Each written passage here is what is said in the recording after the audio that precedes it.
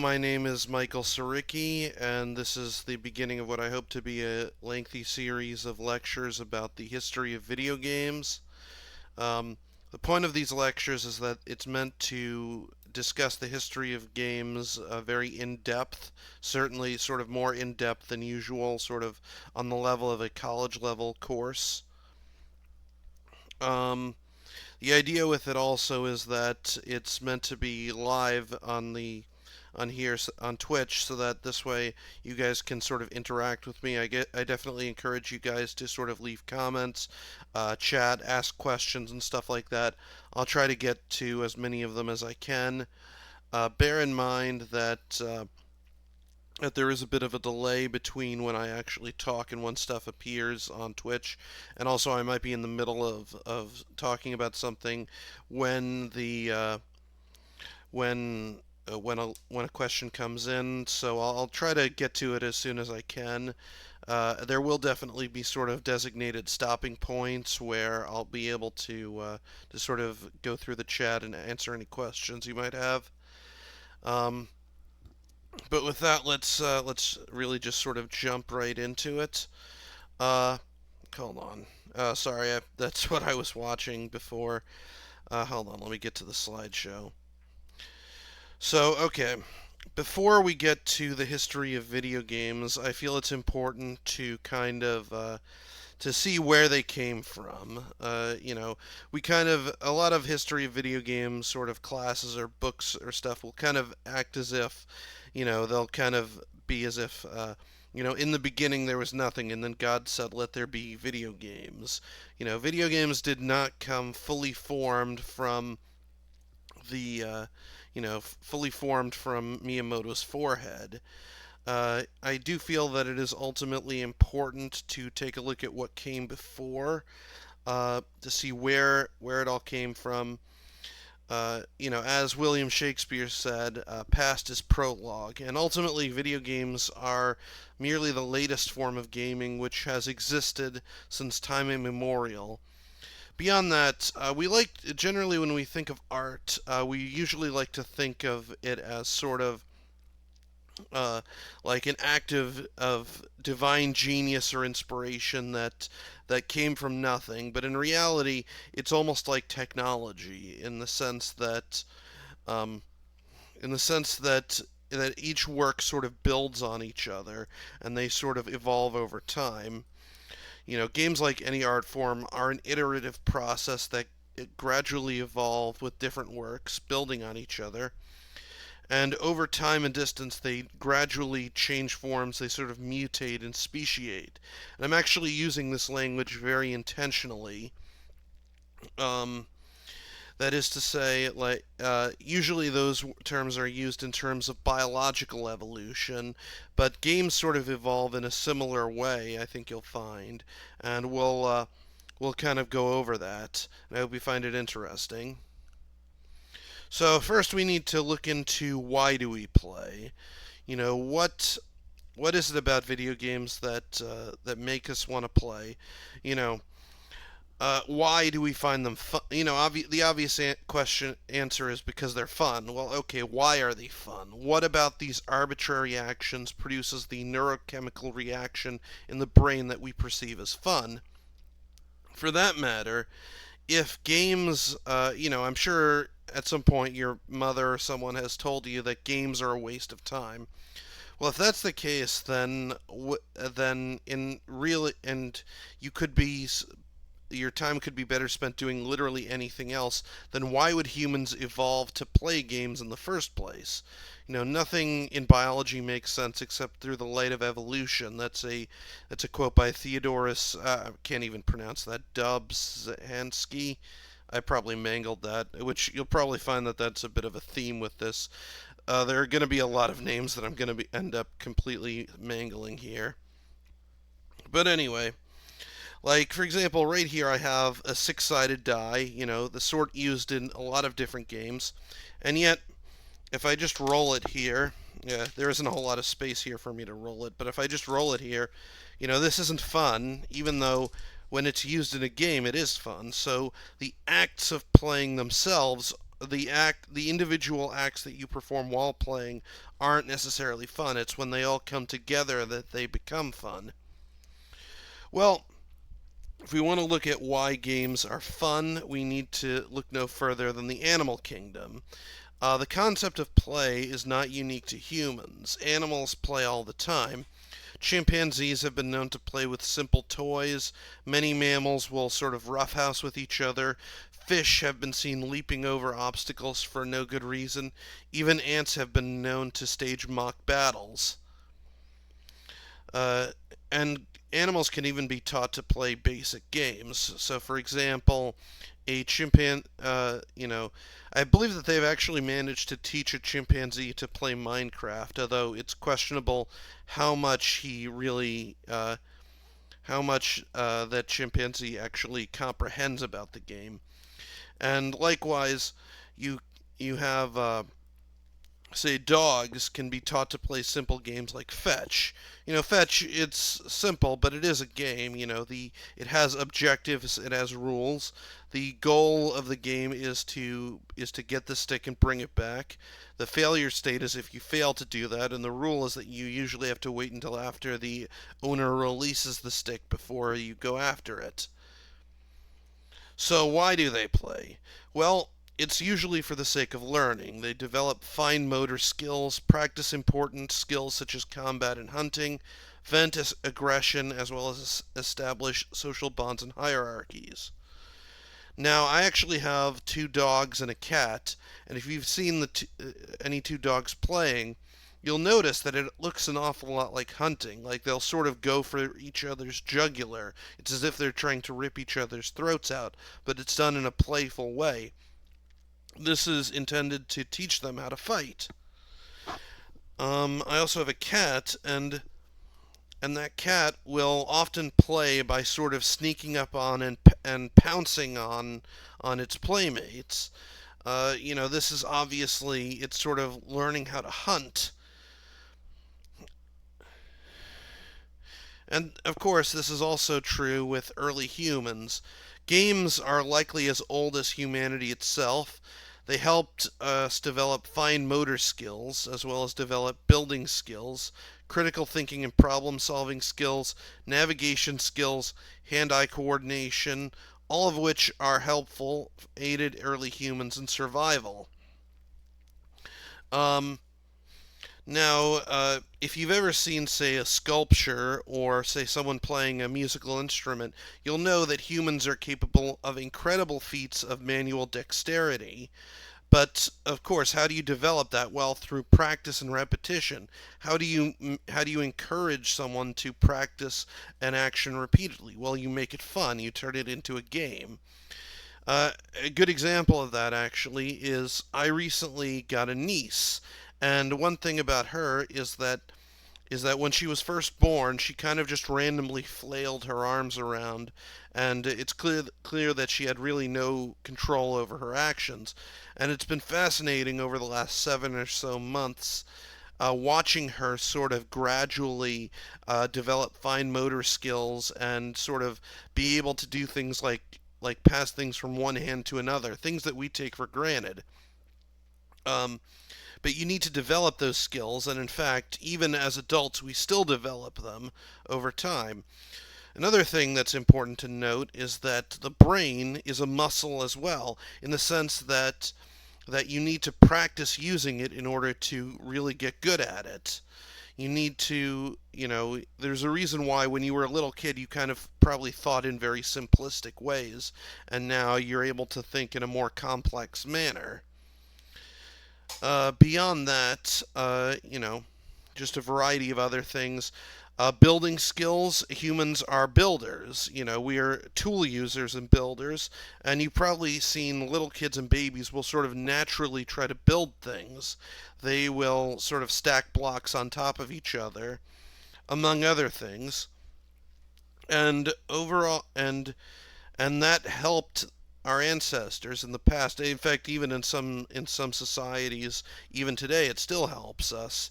It's possible to go from stacking blocks or rocks or whatever to building huts or other such structures.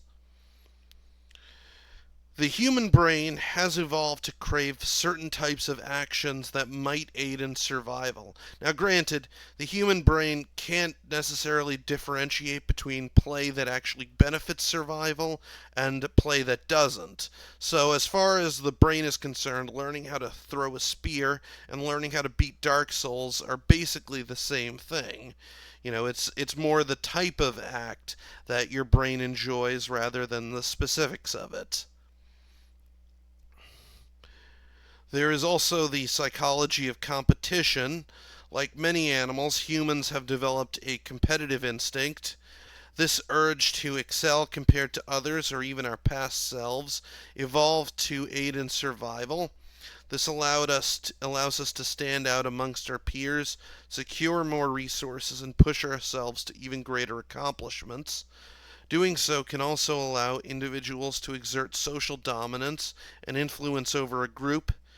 Interestingly, it has been found that smaller groups are more competitive, so people are more likely to be competitive against 10 individuals than against 100. And though of course this can have drawbacks, being overly competitive can harm a group or cause an individual to focus too much on the short-term gain at the expense of the long-term. But games provide a safe and constructive access for these competitive urges. We should also discuss the psychology of gambling. The human brain doesn't handle randomness well. When good things happen, the brain releases a rush of dopamine, that makes you feel good. If it anticipates a good thing happening and then that thing happens, the rush is even larger, and this allows for long term rewards. When random elements are introduced, though, the brain kind of breaks. It tries to find patterns where they don't exist, and generally, evolution has favored this sort of pattern seeking because the idea is that worst case scenario there is no causal link to something, and you just end up looking foolish. But worst case scenario, if you if there is a causal link to something and it's dangerous, then you might end up getting hurt or killed. When you finally win in, say, a gambling game, the amount of dopamine that is released is greater than if you had gotten the reward constantly. And it's been shown that this can, in the 1930s and 40s, an animal psychologist named B.F. Skinner was able to prove how this is able to work, how it's possible to sort of program a person to perform a specific action called operant conditioning. This is the famous Skinner box experiment. You may have probably heard Skinner box experiment. You may have heard the term Skinner box before in regards to things like gotcha games, stuff like that. Um, it it shows that it's possible to train animals to perform actions that would result in positive rewards. And this, of course, also works in humans, and it's present in many games. Honestly, most video games operate off of this to some extent, but some games are more blatant about this than others and use this sort of psychological quirk more exploitatively than others. So, in conclusion, the concept of play is not unique to humans and can be observed in animals. The human brain is wired to enjoy games as a means of learning, forming social bonds, developing complex skills, and more that are meant to aid in survival. And the brain reacts somewhat erratically to random chance and can be conditioned to perform actions that have a chance of producing a positive reward. So, with that, if any of you guys would like to chime in on the chat, I would like to see about maybe asking. Well, first off, do you guys have any questions you'd like to ask me? I'll give you guys a minute to respond. If See if you guys have anything you'd like to ask.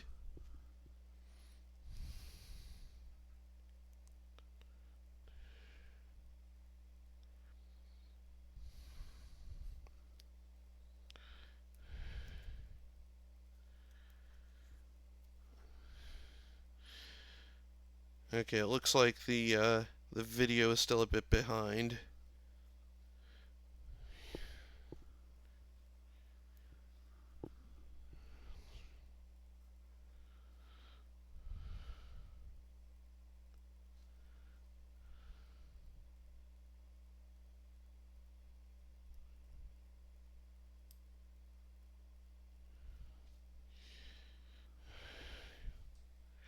Okay, hold on.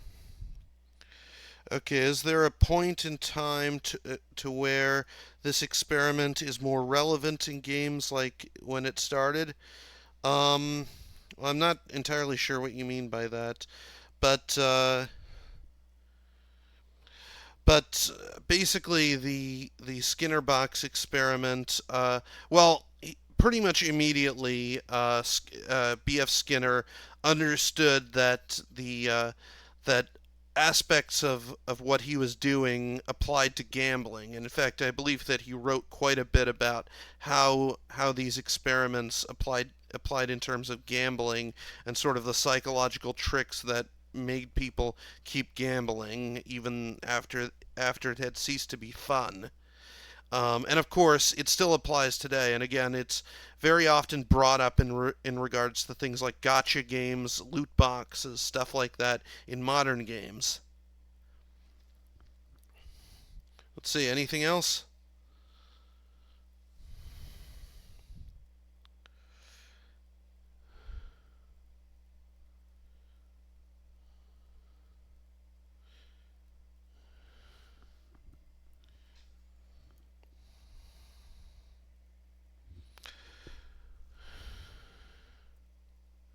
Okay, well, if there are no other questions, let's move on. Next, I'd like to do a chapter review. Basically, I'm just going to ask you guys a couple questions, and if you want to, you can sort of answer in the chat. Um, this is, this is obviously there's no stakes to it. Like I'm not going to mail your parents a report card, or maybe I should. This way they'll be disappointed in knowing how poorly you did when in regards to some random guy on the internet's class. But anyway, let's just have fun with this. So question one. What are three skills that are developed through play? And it could be any three of the several that I mentioned.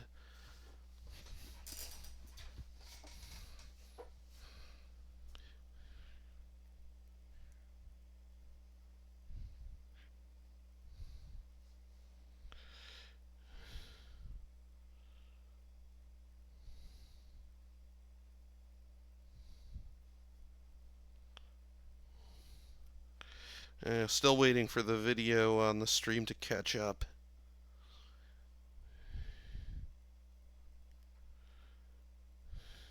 Well, the idea is that I'm trying to make this thing a bit more interactive. I just saw your message, Gator with shades.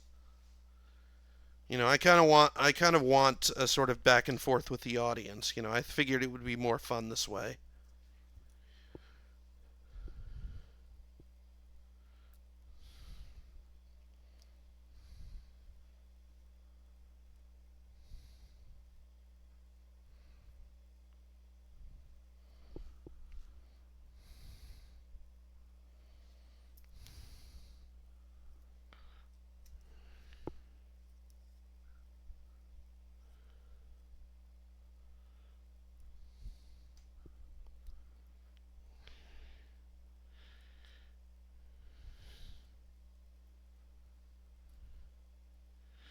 Okay, I'm gonna give you like a minute to see if you want to chime in.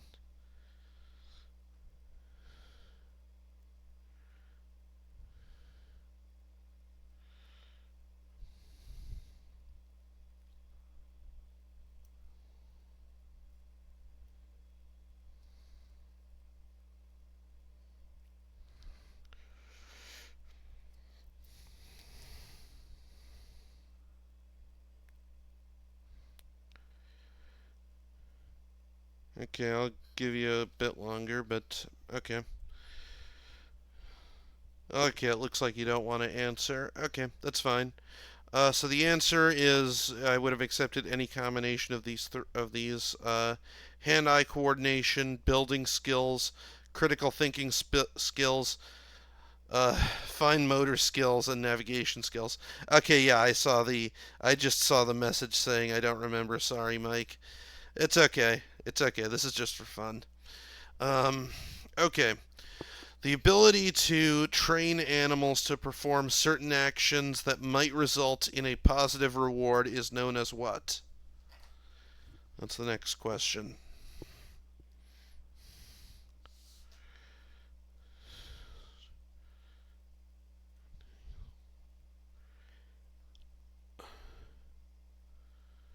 Man, it takes a while for the video on Twitch to actually catch up with where I am.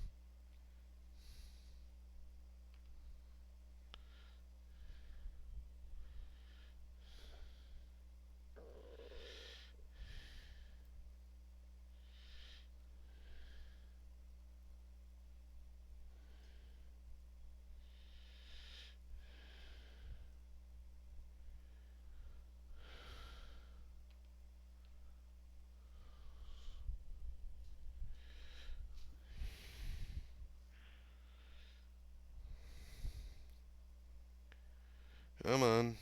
Okay, finally we've made it to the part where I actually ask question 2. Let's see if people respond.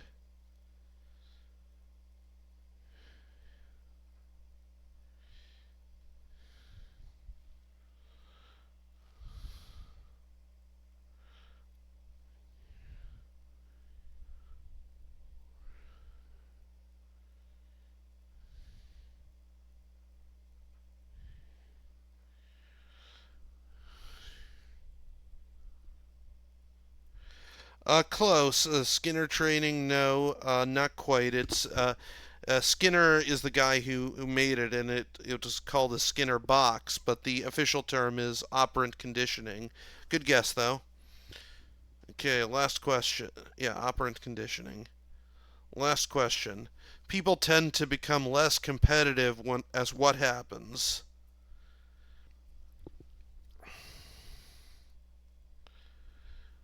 Yeah.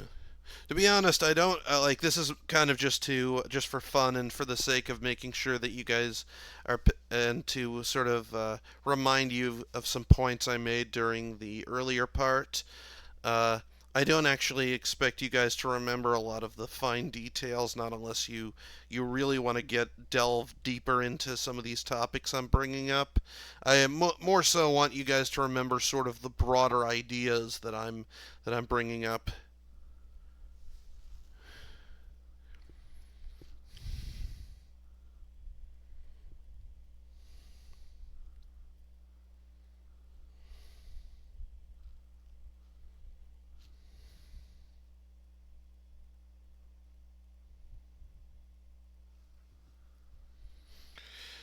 Still waiting for the Twitch stream to catch up with where I am.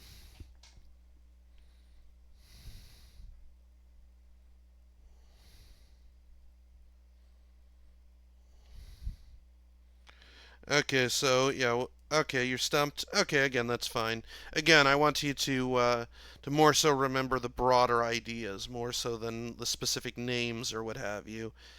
Um, and the answer is that as the size of the group increases, because again, for some reason we have it to where the smaller a group is, the more competitive people get, and I guess that kind of makes sense, especially once the size of the group sort of goes beyond a certain size. It kind of becomes impersonal.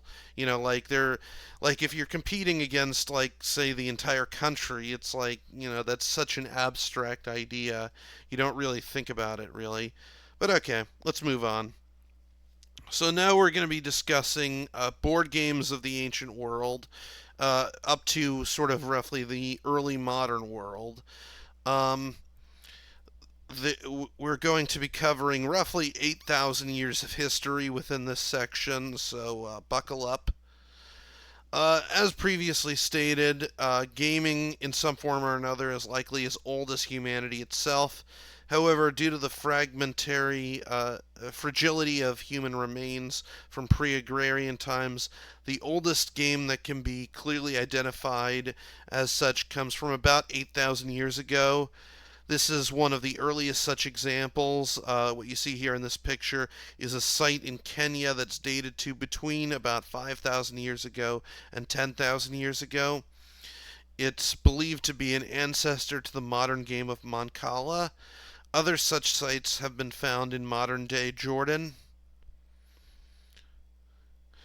Now, Mancala is, well, really, it's an entire family of games. There are a number of versions of Mancala that are played throughout the Near East, Asia, Europe, and Africa. And it was even brought to America via the transatlantic slave trade. Modern Mancala dates back to around the 2nd and 3rd centuries CE. It was traditionally played with seeds, small stones, or cowrie shells, and the objective is to capture all or some of the sets of game pieces. Um, the way that it works is that you basically move the seeds around to the different holes using sort of specific rules and patterns. And some archaeologists have actually speculated that early versions of it might have even been developed in tandem with agriculture as a sort of gamified exercise of planting seeds. Now here I've got like a bunch of different versions of Mancala played all over the world. This is a version from Mozambique. This is an ivory board from Muslim Spain, and this is a version that's played in Vietnam. Now, the advent of agriculture and the sedentary lifestyle that accompanied it likely led to more free time to be spent on games. So, for example, the idea is that most people in agrarian times they would plant in the spring, harvest in the fall, and then everything in between they would often have a lot of free time. Um, the advent of civilization, with its more robust economy, relative abundance of food and industry, led to greater sophistication in the games that were created. This was because people could specialize more heavily in the creation and sale of gaming components. Suddenly, you had people who could specialize in the creation of games specifically. So it wasn't just something that people did on the side when they were hunting mammoths or whatever. Um, and what I'm going to show you are just a small sample of some of these games. One of the earliest known board games we have is called Senet. It was played in ancient Egypt with the earliest depictions dated to about 3100 BCE. It's called the game of passing. Each player races to get their pieces to the end of the board. The number of spaces moved is determined by the casting of sticks or bones. It was originally played just for fun, but over time it gained religious significance as a representation of the journey of the soul through the underworld. And we know this because the earliest Senate boards were very plain, whereas the later ones were more ornately adorned, and the spaces were they had sort of religious iconography and sort of symbols and words uh, put on put on each space of the board. And the idea is that you would play it and it would kind of give you either sort of a preview of what your own journey through the afterlife might be like, or else you might consult it to see, say, how a dead relative's journey is going, stuff like that. Um, Now, the ancient Egyptians were very big into board games. They were kind of some of the first real innovators in it. And if you've ever wondered as to why Yu Gi Oh!, for example, uses an ancient Egyptian theme, it's because, in many ways, the ancient Egyptians were kind of the cradle of board gaming, in a way. Um, the game never gained much popularity outside of Egypt, and there are some theories as to why. Part of it is probably because it lacked sort of the religious significance, uh, outside of Egypt. Like, if you weren't part of the Egyptian religion, you kind of didn't have a whole lot of reason to play it. Some people also think that maybe it was just really boring. Like, people outside of Egypt just didn't enjoy it, but it died out during the Roman era. What you see here is a picture of Queen Nefertiti playing the game. It has been discovered in the tomb of King Tutankhamun, um, among other places. It's very common among both the common people of Egypt as well as the royalty. The full rule set is still unknown, though archaeologists have managed to partially reverse engineer it to the point where you can actually buy modern Senate boards and play it today. Though again, we don't think that we've managed to get the entire game just yet. It was played again, yeah. Over here, I believe that this one is a game board found from the tomb of King Tut. And down here is an interesting piece of artwork that depicts an antelope and a lion playing the game. And it's a rather crude cartoon. You can't see, but off the edge of it, what happens is that the lion wins the game, and as a reward, he ends up taking the antelope to bed. I guess it's a joke that the Egyptians would have understood. One of the more famous early board games is called the Royal Game of Ur. It's dated to about 2600 BCE. It was first discovered in the royal cemetery of the Sumerian city of Ur, and it was very popular throughout the ancient Middle East. It's an example of a race game that was common in the ancient world. Now, race games are a family of board games that is probably actually the largest family of board games in the world, to the point where we still play them quite frequently even today. If you've ever played games like Sorry or Trouble or stuff like that, those are examples of race games. Um, and actually, these sorts of games were so common in the ancient world that it actually kind of becomes difficult to sort of figure out what influenced what. So, for example, we actually think that the Royal Game of Ur might be an ancestor to backgammon, but again, we're not entirely sure. Um, Now, of course, as with most of these race games, you use dice rolls to travel from one side of the board to the other. Um, and it was actually used for fortune telling. Once again, the human brain oftentimes tries to sort of find explanations for random events, and as a result, people frequently have attributed sort of random events to say the will of the gods or stuff like that. So a lot of these games, and even today, like this is still kind of done. Like if you've ever done that sort of finger fortune telling game, games have been used as a sort of form of divination. Hold on.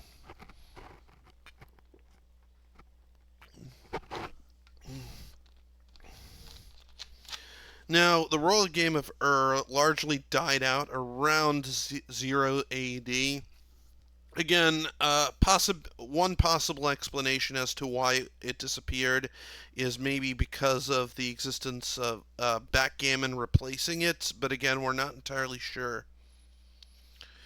Now, dice also originated from around this time. The first dice were the knuckle bones of sheep and camels. They were used in a variety of games and fortune telling, even up until the Middle Ages. Um, Although, if you'll notice with dice, the thing about them is that certain sides of them are larger than others. It's uneven, and as a result, some sides you're more likely to come up on than others. Um, and now the games that they played were designed to take that into account, where if you got them on some of the rare sides, you'd get a bigger reward.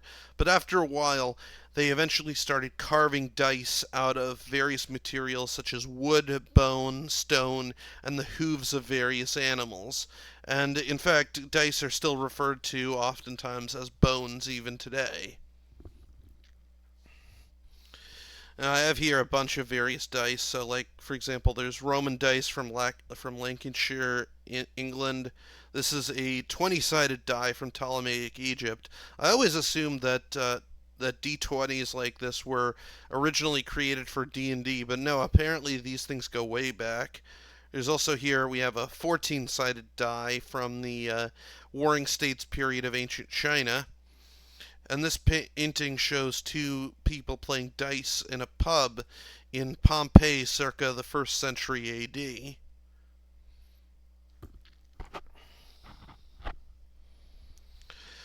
There's also Mehen, which was a game played in ancient Egypt during the Old Kingdom. Its rules are currently unknown. It's named after an ancient Egyptian snake deity, which you can actually see on the board. Now, one thing I kind of want to bring up about these sorts of race games, and we will be looking at a lot of them, is that a lot of them are sort of derived off of each other. They all influenced each other. And really, this is the case for games in general, because what happens is that these board games are taken from one place to another, and when they when they end up in a new location, what ends up happening is that people end up instituting house rules, and just like you probably did as a kid. And but over time, these house rules will sort of compound on each other. You end up with sort of regional variations of some of these games, and eventually, over time, they become entirely new games altogether. Again, it's very much similar to sort of biological Darwinian evolution. Um, to the point where you could almost sort of create a tree of life for uh, for games the same way that you could for species, sort of tracing them back to their common ancestors. Although again, the further back in time you go, kind of the more fuzzy the record for it gets, and the more difficult it is to establish clear lines of influence. Plus, again, because games sort of predate writing in a lot of ways, and stuff like and appear to go back into sort of the mists of time. We don't know what the earliest common ancestor of games are, if there even was one. Jacks. Now uh, you may know this also as Knucklebones, Abehado, Inguni. Or I'm not even going to try to pronounce some of these. But it's actually one of the most widespread games in the world, with versions played in many different cultures, to the point where actually they think that it might even have prehistoric origins. The game is simple. You toss a ball into the air and try to snatch as many pieces as you can before it hits the ground. Pieces have been known to be knuckle bones, beans, rocks, or stones. Here you can see a depiction of knuckle bones from Syria, circa the 8th century BC. And this is a scene from children's games by Peter Bruegel. I'm probably mangling that. The Elder, painted in the Netherlands in 1560 AD.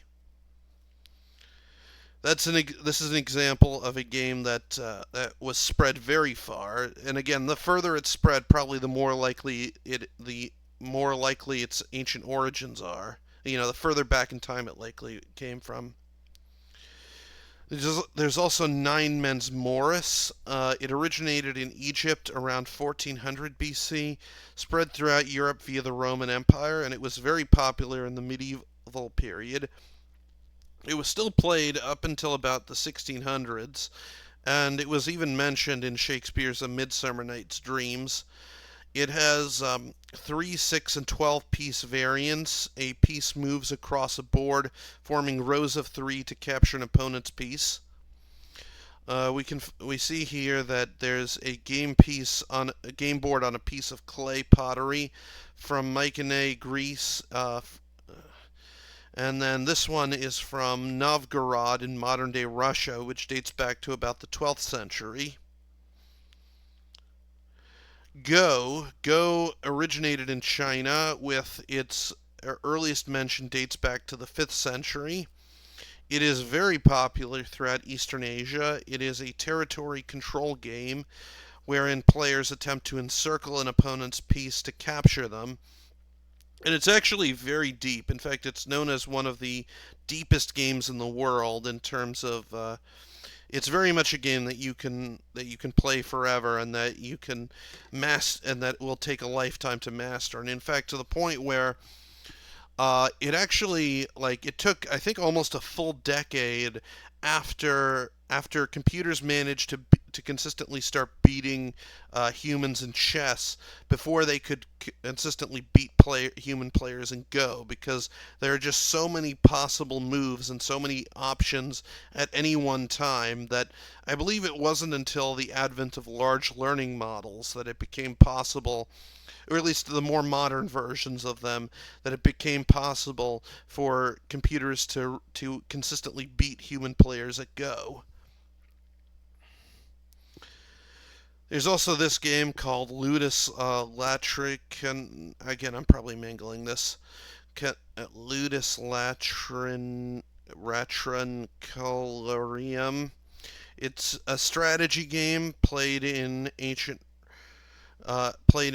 Rome. It likely descended from an earlier Greek game called Petea. The first records of it are recorded from the first century BCE.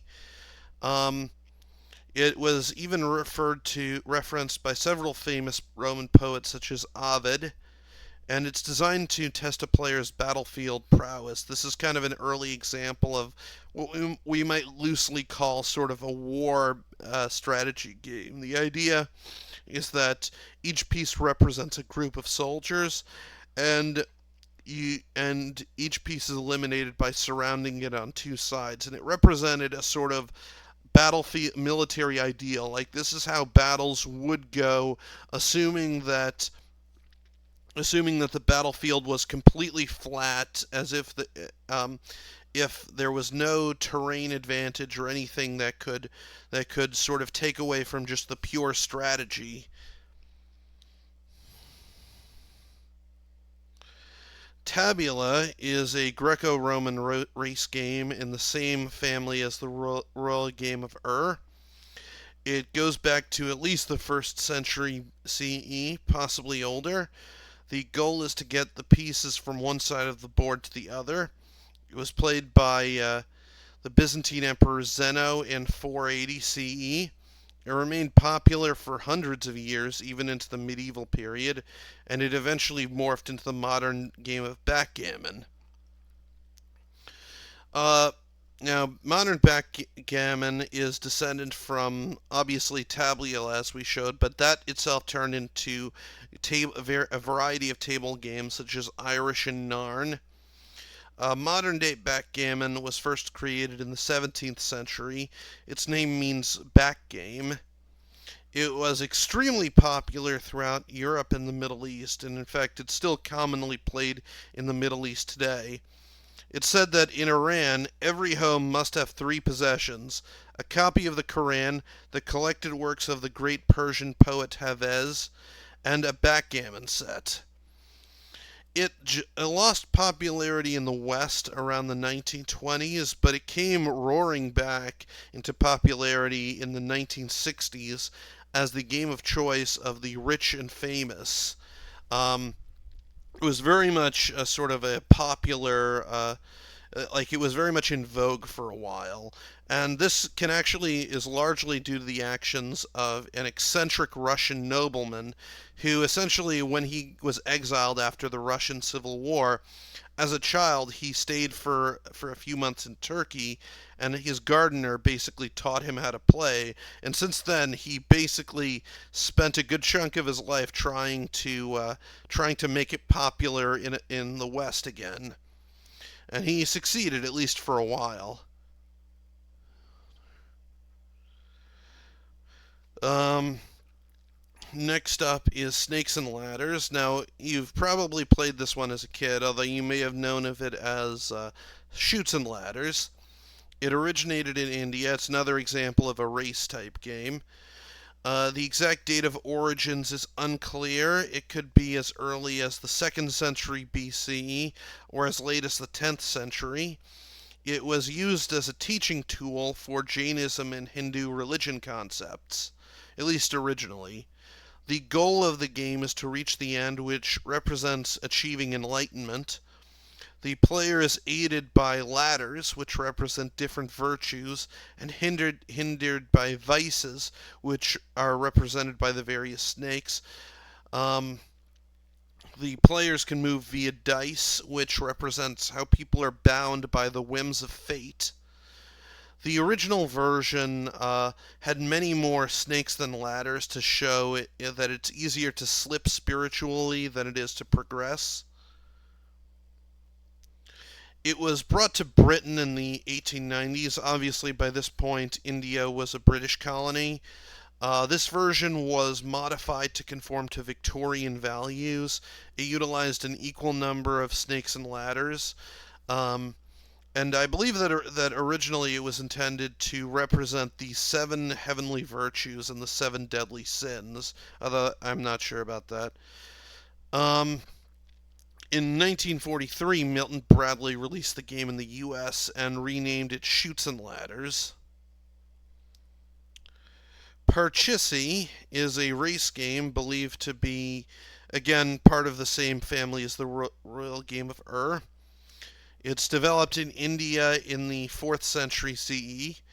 Four players in opposing partnerships of two attempt to move their pieces around a cross-shaped track, and it's the ancestor to the modern game of Parcheesi, which you can probably tell from the name. Now, that game, of course, would later influence the game Trouble, which I'm sure many of us have probably played as children. Telf is another sort of strategy war game. It was first played in Scandinavia around 400 AD. Um, it spread to Britain, Ireland, and Iceland due to Viking raids and migration. It combined elements of sort of a war and a chase game. The idea is that it's kind of an asymmetric version of chess. One side is trying to protect their king and help him escape by reaching the corner of the board, while the other side is trying to encircle the king. Um, it's very much intended to be similar to, say, a Viking raid, where the idea is that you want to escape from pursuit rather than try to eliminate the opponent. Now, of course, no video about board games from the ancient world would be complete without discussing chess. The earliest incarnation of chess is called Chaturanga. It originated in the Gupta Empire in India during the 6th century CE. Originally, it was a four-player game with dice rolls used to determine what pieces could move on a player's turn. Eventually, the two sides were combined into two, and the random dice rolls were eliminated. This game was known as Chaturanga. And actually, if you've this is why for in chess sets, the back row has like all the pieces are duplicated. So you've got two rooks, two bishops, two knights, etc. It's because originally it was kind of two sets of units that were sort of combined into one. And actually, if you've ever wondered why it is that some pieces move a bit differently compared to how you'd think that they would. So, for example, a rook is usually represented by by a castle, and why is it then that it moves always in cardinal directions? Well, the reason is that originally it wasn't a castle; it was either an elephant or a chariot. This would actually spawn a bunch of different games. The game would travel east to China, where it became Zhangui, or Chinese chess. It roughly translates as elephant chess, and it gained a great deal of popularity during the Song dynasty. It would then travel to Japan, where it became the modern game of shogi. And if you've ever seen a lot of anime or stuff like that, you'll know that this game is still very popular in Japan even today. Um, every piece can be sort of upgraded by flipping the tile over. Basically, on the back side, there's always another piece that you could switch to. From what I've heard, it's apparently a very good, very deep game, just like chess here. Now, chess would move westward to Persia via the Silk Road. In the 1600s, Persia would fall to the Umayyad Caliphate, and it quickly became a favorite of scholars and noblemen. It was more palatable to religious leaders due to its lack of gambling mechanics. And though a little bit after it was adopted there, many of these there was sort of a trend to move away from images of humans and animals, which resulted in sort of highly abstract pieces, which you can see an example of here.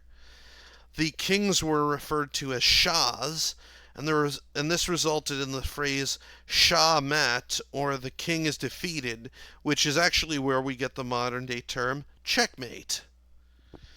Um, you know, it was then brought to Europe via the Arab trade networks, where it became very popular throughout the medieval period. It was kind of seen as something of a metaphor for how a kingdom works. It was supposed to work. The idea is that the king relies on all of his subjects to aid him and help the kingdom prosper and overcome its enemies. Um, the vizier piece was changed into a queen, and changes were made to the game's rules to speed up the game. This resulted in stuff like the en passant rule. Um, Now, during the Renaissance, Europe saw a number of powerful queens, such as what was her name, Catherine of Castile, and Queen Elizabeth I. And to reflect this, the Queen was turned into the powerhouse we have today. And this version is called the Mad Queen's Chess, which is the version you're probably most familiar with. By the way, I should also mention that throughout the Arab world, the culture around playing board games was massive in the Muslim world during the golden age of Islam, and still continues to this day. During that time, such games were commonly played by scholars, and it became very common within Muslim university culture. Sort of scholars and students would play games with each other very frequently. And board games were traveled from one place to another via the extensive trade networks. Cafes, which first started popping up in the Middle East at around that time, became common social spaces for people to gather and play board games. Um, Now, this very much sort of dovetailed into the university culture because, well, here's the thing. Much like today, what's the first one of the things you imagine students doing at a university? You imagine them kind of studying and or reading books or stuff well into the night. So, in order to facilitate that, they would have to drink coffee. And the thing is that unlike today, there weren't coffee machines. You didn't have Keurig cups. So you had to go to a cafe that specialized in making coffee. And though it's probably worth noting that the coffee that they had back then was almost unrecognizable compared to what we have today. But nonetheless, it became a place for people to young people especially, to hang out, talk, and discuss things. Well, young and old alike, really, because even the professors would like to hang out there. And of course, while they were waiting for their coffee, they would sometimes play games. And this sort of culture of board game cafes carries on even to the day, and in fact today, and in fact, the concept of board game cafes, is something that is starting to be imported into the Western world in the modern day. I actually went to one a few months ago. It was actually quite pleasant. Um, but yeah, it's quite interesting, and in retrospect, it actually kind of seems rather obvious. I'm surprised that idea didn't spread into the Western world earlier. It should also be worth noting that throughout this time, both the Christian and Muslim worlds saw quite a bit of pushback against board games by religious authorities. Many saw board games as frivolous and a distraction from religious devotion, and many were concerned with associations with gambling. Throughout the medieval and Renaissance period, it wasn't uncommon for board and card games to be burnt in bonfires during Lent, for example. So you can definitely see that backlash against games, which is something that we've seen for decades now, is really nothing new. It's been going on for quite a while. Uh, And actually, I think that this is probably a good place to end it for tonight. We aren't quite finished with the board games of antiquity section, but we've been going on this for almost an hour at this point, and I think we should probably cut it. I hope you guys enjoyed this video. You know, I put a lot of work and preparation into making this thing. And hold on, let me just yeah. Um, but yeah, I hope you guys enjoyed this, and in case you missed this video or for some reason you want to see it again, um, I will be uploading it to my YouTube channel, Westwind University. That's kind of the brand I came up with for educational content I'm going to be creating in the future. Um, I will be uploading the full stream there. I'm also going to be sending the stream to my buddies over at Game Sandwich.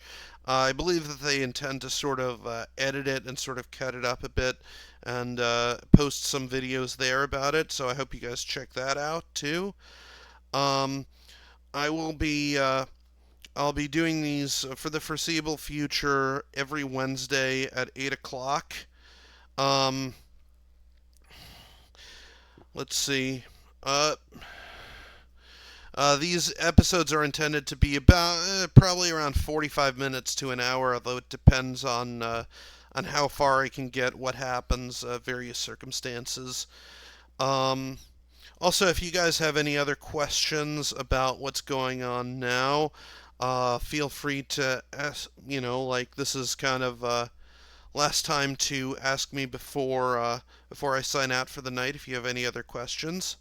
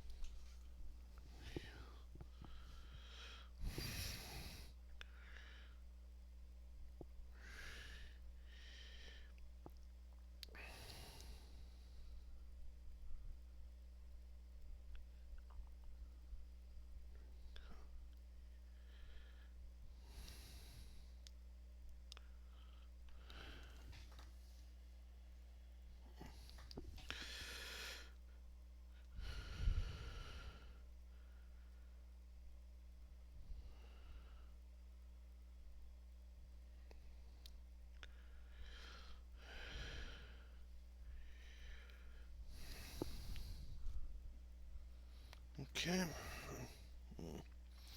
Okay, I'll give it a moment longer. But I hope you guys enjoyed this one. Let me know what you think. And I guess I'll see you guys next time. But yeah.